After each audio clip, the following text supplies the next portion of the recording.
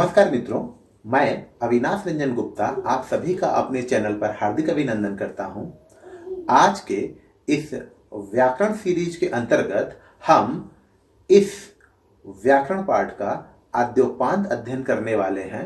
आप इस व्याकरण पाठ को बड़े अच्छे से समझने की कोशिश कीजिए, क्योंकि वीडियो के अंत में इससे जुड़े हुए कुछ वर्कशीट भी आपको दिए जाएंगे जो आपको व्याकरण को समझने में और भी सहायता प्रदान करेंगे। तो आप इस वीडियो को अंत तक जरूर देखें। नमस्कार, आप आ गए हैं मेरे कंप्यूटर की स्क्रीन पर और यहाँ हम हिंदी व्याकरण का अगला पाठ विशेषण विस्तार से पढ़ने जा रहे हैं। तो शुरू करते हैं। विशेषण, जिसे अंग्रेजी में एडजेक्टिव कहते हैं। एडजेक्टिव वास्तव में एक लैटिन वर्ड है जिसका अर्थ होता है मूल शब्द में जुड़ जाना। विशेषता उत्पन्न करने वाले को ही विशेषण कहते हैं। व्याकरण के संदर्भ में एक ऐसा विकारी शब्द जो संज्ञा या सर्वनाम की विशेषता बतलाता है। देखिए, ये विशेषण की परिभाषा है। यहाँ पर ग्रीन रंग में जो कुछ शब्द हैं शायद उसके अर्थ आपको ना समझ में आए हों। विशेषता उत्पन्न करने वाले को ही विशेषण कहते हैं। अर्थात किसी भी शब्द में जब कुछ क्वालिटी आ जाती है या क्वालिटी के बारे में हम लोग बात करते हैं तो उसे हम लोग विशेषण कहते हैं। ये एक ऐसा विकारी शब्द है। देखिए, विकारी शब्द वो होता है जिसमें चेंजेस पॉसिबल है। मान लीजिए एक लड़का है, वो है मोटा, ठीक है, और दो लड़के हो गए तो हम लोग बोलेंगे ये दो मोटे लड़के हैं। तो मोटा से मोटे, मोटे से मोटी, इस तरीके का जो परिवर्तन संभव होता है किसी भी शब्द में, उसे हम लोग कहते हैं विकारी। तो विकारी को अंग्रेजी में चेंजेबल कहते हैं या परिवर्तनशील शब्द कहते हैं। उसके रूप में परिवर्तन संभव होता है। संज्ञा या सर्वनाम की विशेषता बतलाता है। देखिए, साहिल मोटा लड़का है। साहिल, तो साहिल क्या है? संज्ञा है, ठीक है। वह मोटा लड़का है, तो वह क्या है? सर्वनाम है। तो संज्ञा या सर्वनाम की विशेषता ही विशेषण बतलाता है और व्याकरणिक भाषा में इस संज्ञा या सर्वनाम को विशेष्य कहते हैं। देखिए, ये एक घर है, ठीक है। अब हम लोग इसकी विशेषता पर विचार करते हैं। जैसे ये कैसा घर है? ये मजबूत घर है, मजबूत घर है। फिर आप यहाँ इसकी विशेषता देखिए, ये सुंदर घर है, ये बड़ा घर है, ये आलीशान घर है, ये दो तल्ला घर है, ये मेरा घर है। घर का रंग कैसा है? सफेद है, ठीक है। तो अब आप देखिए, ये घर है और घर के क्वालिटीज के बारे में हम लोग बता रहे हैं कि ये मजबूत है, ये सुंदर है, ये बड़ा है, ये आलीशान है, ये दो तल्ला है, ये मेरा घर है, ये सफ़ेद घर है या घर का रंग सफ़ेद है। तो इस तरीके से जब हम किसी भी संज्ञा या सर्वनाम की विशेषता बताते हैं तो उसे विशेषण कहते हैं। सबसे पहले हम लोग ये देखते हैं कि विशेषण अध्ययन के लाभ, बेनिफिट्स ऑफ लर्निंग एडजेक्टिव। क्या क्या बेनिफिट है? देखिए, सबसे पहले आपके जिज्ञासा की पूर्ति होती है। जिज्ञासा, क्यूरियोसिटी की पूर्ति होती है। कैसे? हम लोग अभी देखेंगे। संख्या या परिमाण का बोध होता है। संख्या, नंबर्स या परिमाण, क्वांटिटी का बोध होता है। व्याप्ति मर्यादित या संकुचित होती है। व्याप्ति मतलब स्कोप, संकुचित मतलब स्क्वीज हो जाना। भाषा पर अधिकार प्राप्त होता है। Command over language.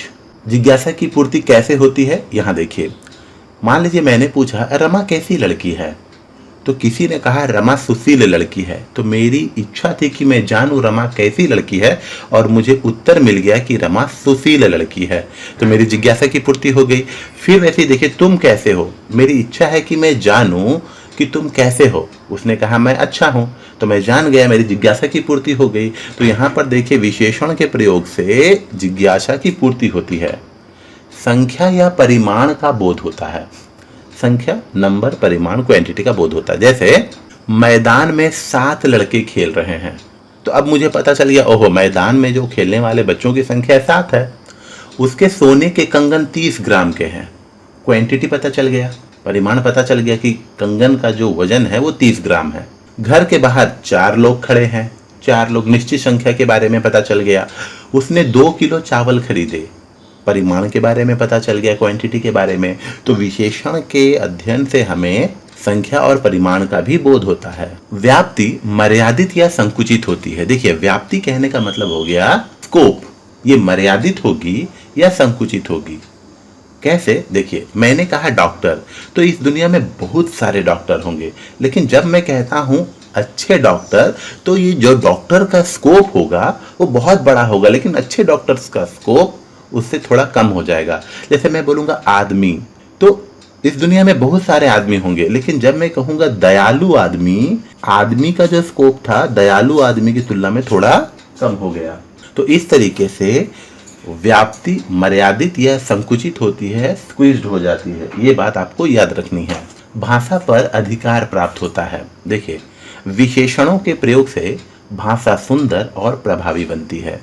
आप जितने ज़्यादा विशेषणों का प्रयोग अपनी भाषा में करते हैं, आप उतनी अच्छी भाषा पर अपनी पकड़ बना लेते हैं। जैसे आम्बेडकर जी पूजनीय है, ये सामान्य वाक्य है, आम्बेडकर जी पूजनीय है। अब विशेषणों के प्रयोग से देखिए ये वाक्य कितना सुंदर बन पड़ा है। सदी के श्रेष्ठतम विभूति ज्ञानी तेजस्वी दलितों के महानायक श्री भीमराव रामजी आम्बेडकर श्रद्धेय तथा पूजनीय हैं। तो जब आप विशेषणों का प्रयोग सटीक तरीके से करना सीख जाते हैं तो भाषा पर आप अधिकार प्राप्त कर लेते हैं। अब आते हैं हम लोग विशेषण के भेदों पर। तो विशेषण के मुख्यतः 4 भेद हैं। पहला है गुणवाचक विशेषण, जिसे अंग्रेजी में एडजेक्टिव ऑफ क्वालिटी कहते हैं। संख्यावाचक विशेषण, जिसे अंग्रेजी में न्यूमेरल एडजेक्टिव कहते हैं। परिमाणवाचक विशेषण, जिसे अंग्रेजी में एडजेक्टिव ऑफ क्वांटिटी कहते हैं। सार्वनामिक विशेषण, जिसे अंग्रेजी में डेमोन्स्ट्रेटिव एडजेक्टिव कहते हैं। यहाँ पर एक बात देख लीजिए, यहाँ वाचक सभी में आ रहा है। वाचक का सिंपल अर्थ होता है जिससे पता चले। वाचक गुण का जिससे पता चले, संख्या का जिससे पता चले, परिमाण का जिससे पता चले, उसे हम लोग कहते हैं वाचक। गुणवाचक विशेषण, एडजेक्टिव ऑफ क्वालिटी। अब हम इस भेद पर विचार करते हैं। शब्द जो संज्ञा या सर्वनाम, जिसे व्याकरणिक भाषा में विशेष्य कहते हैं, की विशेषता प्रकट करते हैं, उसे गुणवाचक विशेषण कहते हैं। जैसे रीना ने नई फ्रॉक पहनी है, नई फ्रॉक। वे भले आदमी हैं, भले आदमी। अवनीश बुद्धिमान बालक है। तो ये क्वालिटीज के बारे में बता रहा है, इसीलिए अंग्रेजी में इसे एडजेक्टिव ऑफ क्वालिटी कहते हैं। अब आप यहाँ एक चीज देखिए विशेष द्रष्टव्य में या नोटेबल में, कैसा, कैसे और कैसी। नॉर्मली आप इन तीनों को लगाकर ये पता लगा सकते हैं कि वाक्य में कौन सा विशेषण है। जैसे रीना ने नई फ्रॉक पहनी है, रीना ने कैसी फ्रॉक पहनी है, नई फ्रॉक पहनी है। तो देखिए ये हो गया गुणवाचक विशेषण। वे कैसे आदमी हैं, भले आदमी हैं, गुणवाचक विशेषण।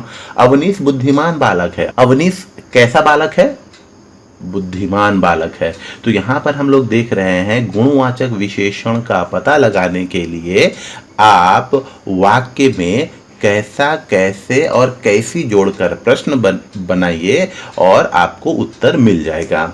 देखिए, गुणवाचक विशेषण जो है उसका क्षेत्र बहुत ही विस्तृत है। ये तरह तरह के होते हैं। गुणवाचक विशेषण कहने का मतलब ये नहीं कि उसमें केवल क्वालिटीज ही बताएंगे। अगर उसमें कुछ खराब बातें हैं वो भी गुण में ही आएगा।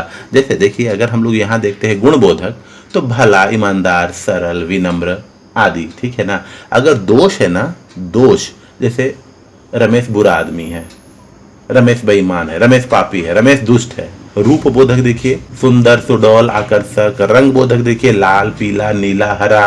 आकार बोधक देखिए, गोल, चौकोर, बड़ा, छोटा, ऊंचा। दशा बोधक देखिए, खराब, अच्छी, गरीब। अवस्था बोधक देखिए, अवस्था बोधक पिघला हुआ है, गाढ़ा है, गीला है, सूखा है, घना है, इत्यादि।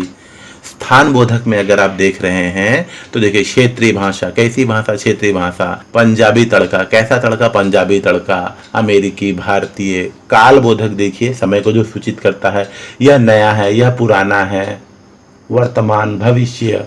स्थिति बोधक देखिए, निचला, ऊपरी, भीतरी, बाहरी, दिशा, पश्चिमी, दक्षिणी, उत्तरी, पूर्वी। स्पर्श बोधक में देखिए, मुलायम, ठंड, गर्म, कोमल, खुरदरा, स्वाद बोधक देखिए, खट्टा, मीठा, तीखा, नमकीन।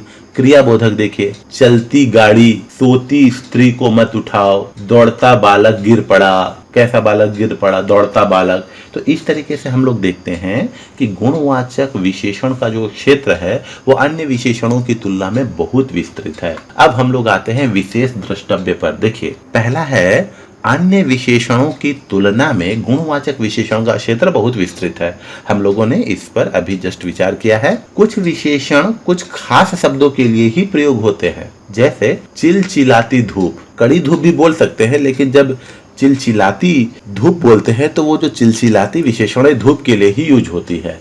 कड़ाके की सर्दी, बहुत सर्दी पड़ रही है, वो भी हम बोल सकते हैं, लेकिन कड़ाके की सर्दी, सर्दी के लिए यूज होती है। मूसलाधार बारिश, बारिश के लिए यूज होती है। टिमटिमाता तारा, सादृश्यता के लिए सा का प्रयोग किया जाता है। याद रखिएगा, सादृश्यता के लिए सा का प्रयोग करते हैं, जैसे छोटा सा, बड़ा सा, अच्छा सा। और याद रखिएगा, जब सादृश्यता के लिए सा का प्रयोग करते हैं तो दो शब्दों के बीच में हाइफन का होना बहुत ही जरूरी है। जैसे हमारे घर में एक मोटा सा सांप घुस आया, मोटा सा, ठीक है ना। तो मोटा और सा के बीच में हाइफन या योजक चिन्ह का होना अनिवार्य है। अब आते हैं अगले बिंदु पर। गुणवाचक विशेषण के बदले बहुधा संज्ञा का संबंध कारक आता है। जैसे मान लीजिए जंगली जानवर है, तो ये जो जंगली है ये होगा जंगल का। बनारसी साड़ी, तो ये होगा बनारस का। ठीक है, जब गुणवाचक विशेषण का विशेष्य लुप्त रहे तब उसका प्रयोग संज्ञाओं की तरह होता है। जैसे देखिए, बड़ों ने सही ही कहा है, तो यहाँ पर संज्ञा तो है नहीं, ये बड़ों ने, तो बड़ों कौन? बड़े लोग। हालांकि ये विशेषण है लेकिन संज्ञा की तरह प्रयोग में आ रहा है। बड़ों ने सही ही कहा है।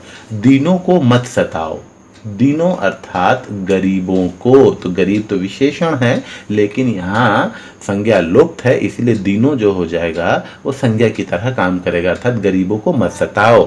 अंधों की मदद करो, अर्थात जो दृष्टि बाधित है या जो नेत्रहीन है उनकी मदद करो।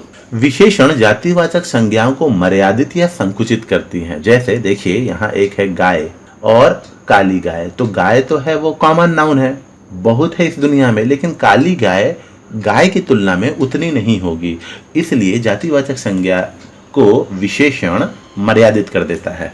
विशेषण व्यक्तिवाचक संज्ञाओं को मर्यादित या संकुचित नहीं करती है। व्यक्तिवाचक संज्ञाएं जैसे जिसे हम लोग कहते हैं प्रॉपर नाउन, और ये दुनिया में एक होता है, ये हमेशा कैपिटल लेटर से ही बिगिन होता है। हमेशा इन बिटवीन सेंटेंस भी ये कैपिटल लेटर से ही बिगिन होता है और दुनिया में सिर्फ एक होते हैं। तो मान लीजिए हमने कहा शिवाजी, तो हम लोग छत्रपति शिवाजी के बारे में ही जानते हैं, लेकिन अगर हम लोग कहेंगे वीर शिवाजी तो भी ऐसा नहीं है कि इसे संकुचित कर देगा, ये एक है, और अगर इसके पहले हम लोग कुछ विशेषण लगाते हैं तो भी ये एक ही रहेंगे। अभ्यास देखिए, इस तरफ दिए गए हैं गुणवाचक विशेषण और इस तरफ दिए गए हैं विशेष्य।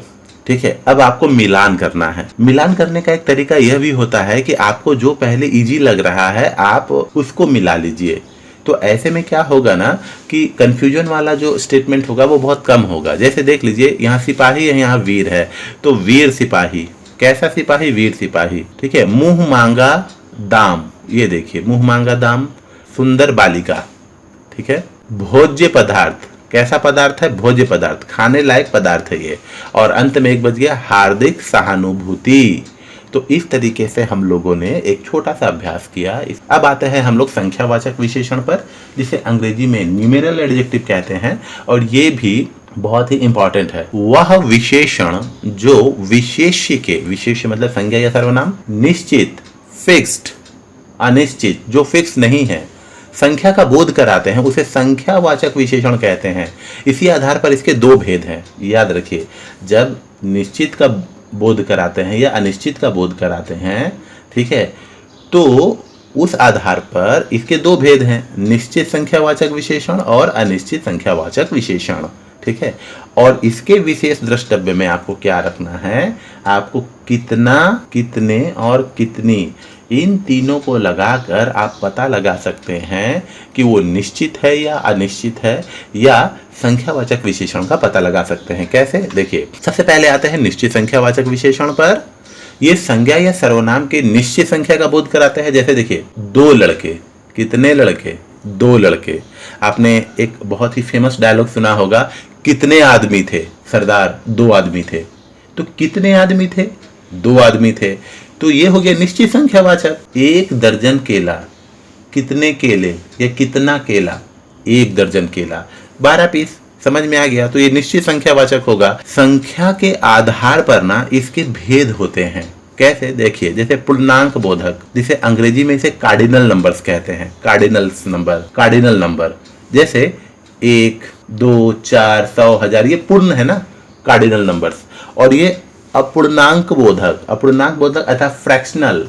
आप लोगों ने फ्रैक्शनल तो सुना ही होगा, सवा, पाव, आधा, डेढ़, अढ़ाई। ये फ्रैक्शन में आता है, इसीलिए हम लोग बोलते हैं पाव, आध, पौन, सवा, अढ़ाई, डेढ़, कुछ भी। ठीक है? अपूर्णांक बोधक याद रखिएगा, ये सब निश्चित संख्यावाचक में आएंगे। क्रमवाचक, ठीक है ना, इसे आप लोग ऑर्डिनल नंबर्स कहते हैं।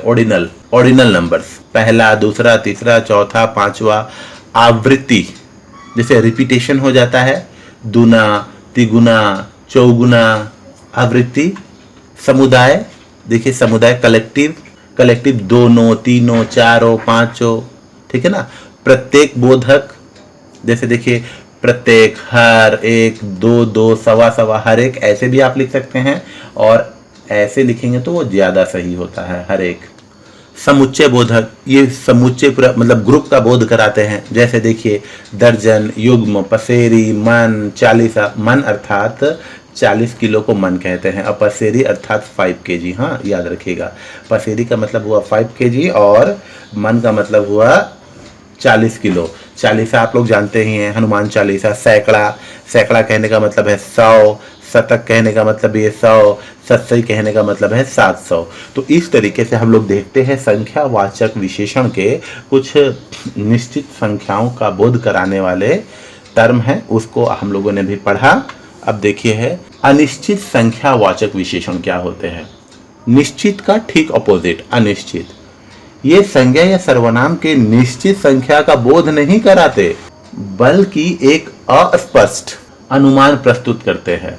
जैसे कुछ, कई, सब, 10, 20, सैकड़ों, थोड़े इत्यादि।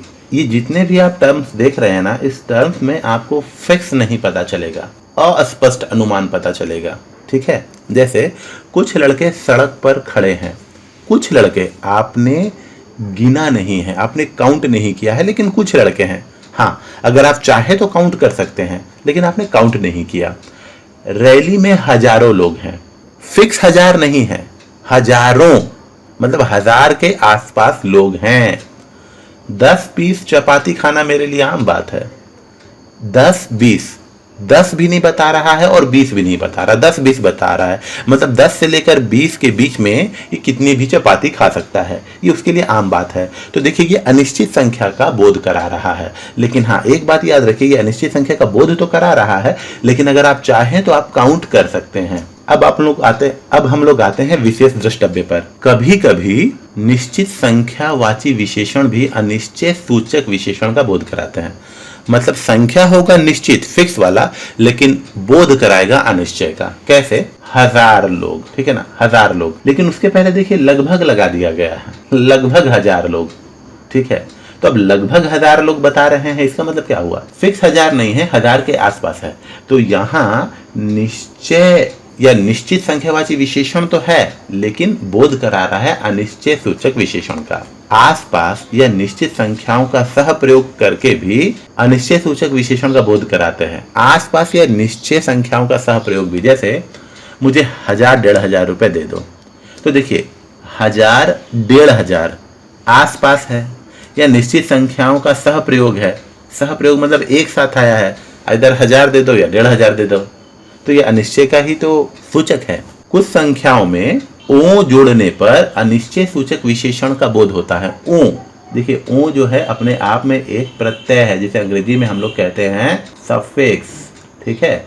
तो ये अपने आप में एक बोध होता है। जैसे 20, लाखों, हजारों, सैकड़ों, इससे 20 का बोध नहीं हो रहा, लाख का बोध नहीं हो रहा। लाखों लोग आए थे, हो सकता है कि लाख से ज्यादा भी आए हो, लाख से कम भी। ये हजारों लोगों से मैंने मुलाकात की है। तो अब हजारों लोग से कहने का मतलब नहीं कि पूरा फिक्स 1000 लोग से ही इसने बात कर ली है। अब आते हैं हम लोग परिमाणवाचक विशेषण पर, जिसे हम लोग कहते हैं एडजेक्टिव ऑफ क्वांटिटी।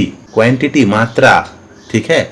ये देखिए, वह विशेषण जो विशेष्य के निश्चित या अनिश्चित परिमाण का बोध कराते हैं उसे परिमाणवाचक विशेषण कहते हैं। इसी आधार पर इसके दो भेद हैं, संख्यावाचक विशेषण और परिमाणवाचक विशेषण। दोनों सेम हैं, दोनों के उपभेद भी सेम हैं, लेकिन एक संख्या का बोध कराता है, काउंटिंग गिनती का बोध कराता है, और एक नाप तोल का बोध कराता है। बस यही अंतर है। इसके भी दो भेद है। देखिए, निश्चित परिमाणवाचक विशेषण, ठीक है, 1 किलो, 2 मीटर। अनिश्चित परिमाणवाचक विशेषण, थोड़ा दूध बचा है, थोड़ा तेल है, कुछ चावल बचे हैं। विशेष द्रष्टव्य में अगर हम लोग देखें तो यहाँ भी कितना, कितने, कितनी का प्रयोग करके हम लोग परिमाणवाचक विशेषण के निश्चित रूप और अनिश्चित रूप का पता लगा सकते हैं। कैसे? देखिए, निश्चित परिमाणवाचक विशेषण ये संज्ञा या सर्वनाम के निश्चित परिमाण का बोध कराते हैं। जैसे आज 4 इंच वर्षा हुई। आज कितने इंच वर्षा हुई? 4 इंच। वर्षा को इंच में नापा जाता है। मैंने 2 किलो संतरे खरीदे। मैंने कितने किलो संतरे खरीदे? 2 किलो। निश्चित। डिब्बे में 3 लीटर दूध है। कितने लीटर दूध है? 3 लीटर। तो ये जितने भी सेंटेंसेस हम लोग यहाँ देख रहे हैं वो निश्चित परिमाणवाचक है। क्वांटिटी हम लोगों को पता है। अनिश्चित परिमाणवाचक, ठीक, निश्चित का ऑपोजिट, ठीक है, ये अनिश्चित परिमाण का बोध कराते हैं। अनिश्चित का, देखिए, मुझे थोड़ी सी चीनी चाहिए। अब 100 ग्राम, 50 ग्राम, आधा किलो, ये तो फिक्स नहीं है ना, थोड़ी सी। गिलास में थोड़ा पानी बचा है, 100 ml बचा है या 50 ml बचा है, नहीं पता, लेकिन थोड़ा बचा है। चाय की कुछ घूंट पीने के बाद अच्छा लगा। अब कुछ घूंट उसने पी ली, ठीक है। अब घूंट में कितना वो पी रहा था ये भी तो नहीं पता चल सकता। तो इस तरीके से हम लोग देख रहे हैं कि ये अनिश्चित क्वांटिटी के बारे में बता रहा है, इसीलिए हम लोग इसे अनिश्चित परिमाणवाचक विशेषण कहते हैं।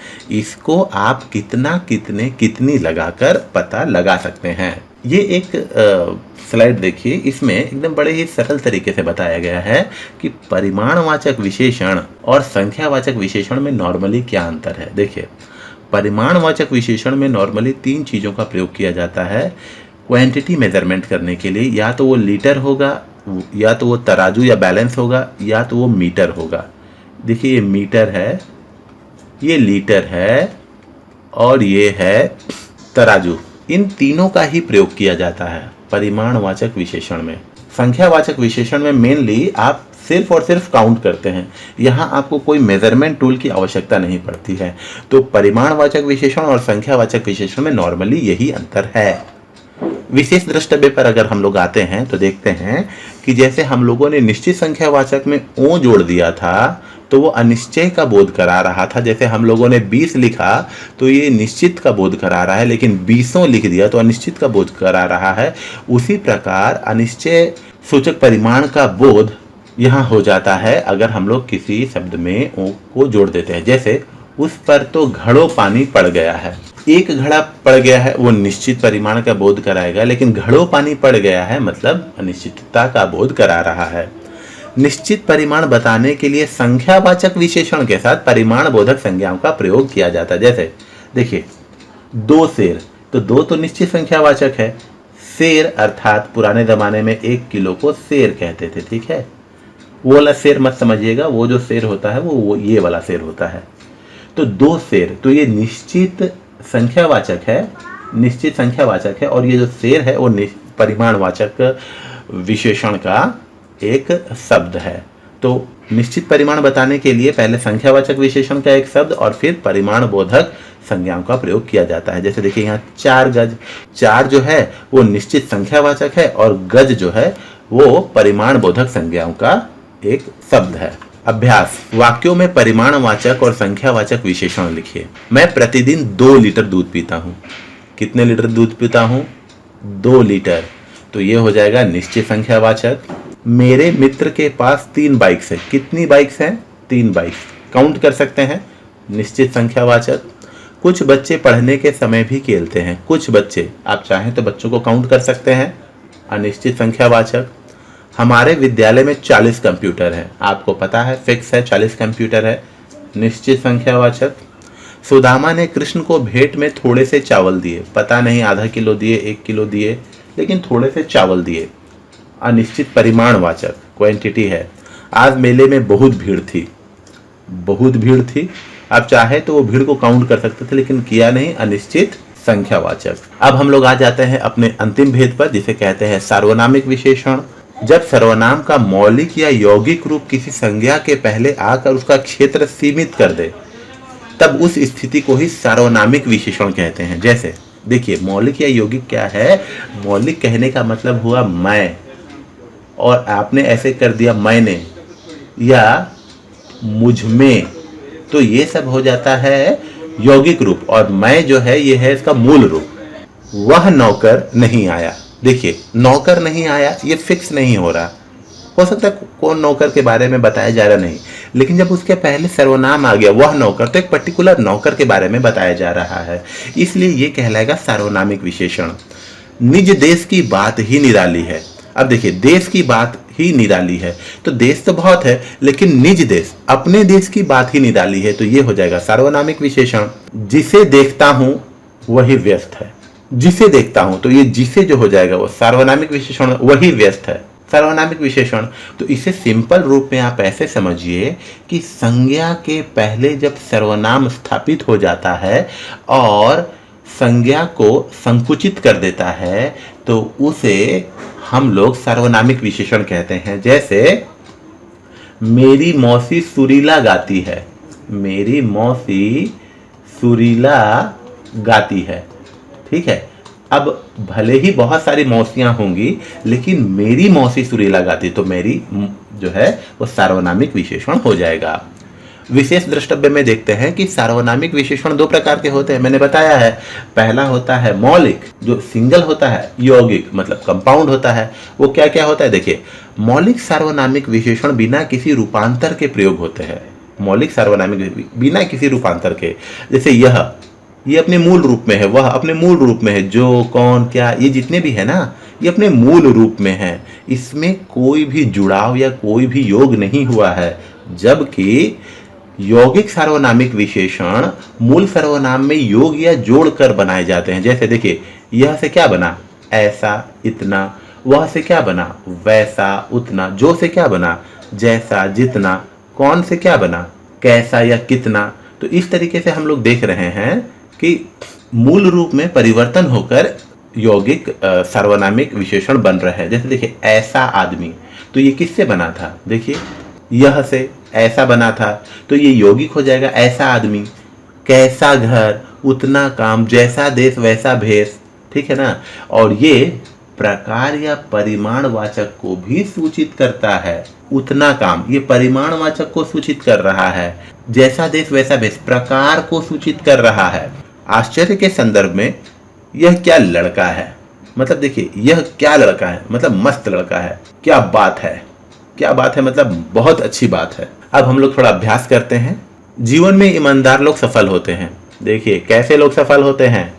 ईमानदार लोग कैसे? गुणवाचक विशेषण। उसका घर 4थी मंजिल पर है। कितनी मंजिल पर है? 4थी मंजिल पर, काउंट कर सकते हैं, निश्चित संख्यावाचक।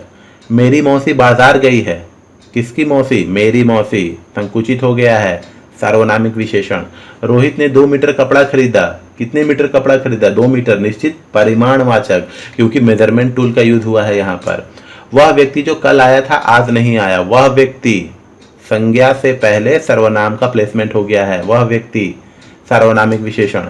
मेरे परिवार में 6 सदस्य हैं। कितने सदस्य हैं? 6 सदस्य हैं, निश्चित संख्यावाचक। अब अंतिम, विशेषण का पद परिचय।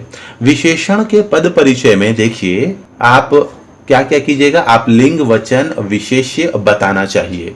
जैसे एक शब्द लेते हैं, कफन कहानी का अध्ययन तुम्हें प्रेमचंद के अमूल्य गुणों की थोड़ी बहुत जानकारी अवश्य देगा। तो यहाँ देखिए, अमूल्य जो है वो एक विशेषण है, थोड़ी बहुत ये भी एक विशेषण है। इसका पद परिचय किस प्रकार होगा? देखिए, अमूल्य, पहले तो ये विशेषण है, कैसी जानकारी? अमूल्य जानकारी। कैसी का उत्तर तो गुणवाचक विशेषण। अमूल्य पुल्लिंग शब्द है, अमूल्य बहुवचन है और इसका विशेष्य क्या है? गुण, मतलब गुणों के बारे में बता रहा है, तो विशेष्य हो गया गुण। अब थोड़ी बहुत को ले लीजिए, ये भी विशेषण है लेकिन ये अनिश्चित संख्यावाचक है। कितनी जानकारी देगा तो ये तो मालूम नहीं है ना, तो अनिश्चित संख्यावाचक। थोड़ी बहुत मिल गई है तो पता चल गया स्त्रीलिंग है, तो ये स्त्रीलिंग, ये बहुवचन है। ओके, और इसका विशेष्य क्या है? इसका विशेष्य है जानकारी, अर्थात ये जानकारी की विशेषता बता रहा है। तो इस तरीके से आप विशेषण का पद परिचय कर सकते हैं। हमारे अगले अध्याय, क्योंकि अगर मैं प्रविशेषण, विशेषण की अवस्थाएं, विशेषण शब्दों का निर्माण, लिंग वचन और कारक का विशेषण पर प्रभाव इस पर जोड़ूं तो ये बहुत लंबा वीडियो बन जाएगा। ऐसे भी ये लंबा ही वीडियो है, तो ये हमारे अगले सीरीज में आपको मिल जाएगा। आप इसे चेकआउट कर लीजिएगा। उम्मीद करता हूँ आपको मेरा ये वीडियो अच्छा लगा होगा। धन्यवाद।